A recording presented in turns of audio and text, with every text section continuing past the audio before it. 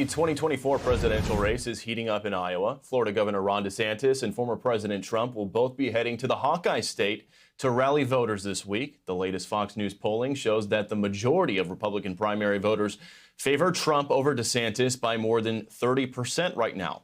For more on this, let's bring in Noelle Nikpour, Republican strategist and author of Branding America. Noelle, thank you so much for your time today. We finally saw Governor DeSantis make it official last week, jumping into the race. A little bit of a rocky start with the Twitter launch.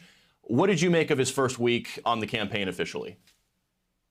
Well, there's two ways to look at it. If you look at it from a PR point of view, you can see where the Twitter launch was a little bit of an epic fail. But if you look at it from the money point, which is I'm a national fundraiser, so I always have a tendency to look at things from a money point of view. He did raise $8 million in about 24 hours. So that's a good thing. But in the long run, you've got to look at what is Ron DeSantis running on. His message is that of, I'm the guy that can be elected in the general. I can get the job done in a general, because that he is trying to say that President Trump, who is taking it away in the primary polls so far, is not going to be able to withstand a general election. But that argument, Bill, it may run flat. And the reason why it may run flat is because Biden's policies with a lot of Republicans are just non-existent. They don't like what Biden's doing.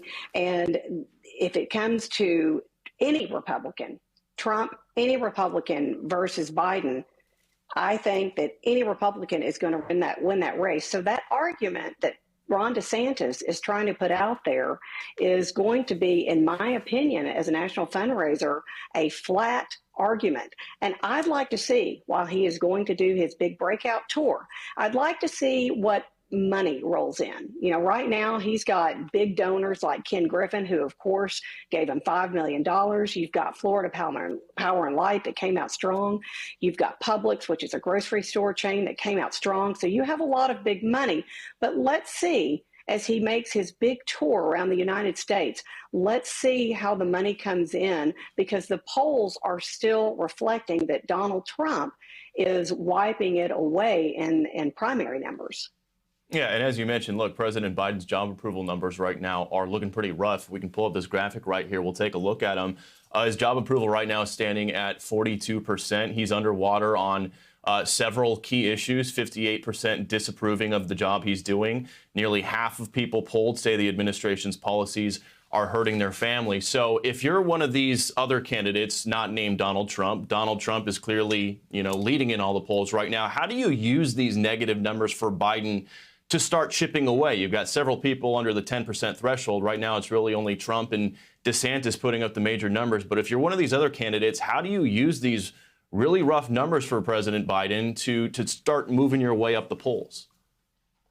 Well, I mean, you have to look at that. And if you look at it, every area that you just named, Biden is doing absolutely horrible. So as a candidate, you take each of these different subjects, each of these different levels of issues, and you try to put your own agenda against these issues to see if you can't get a bump in the poll.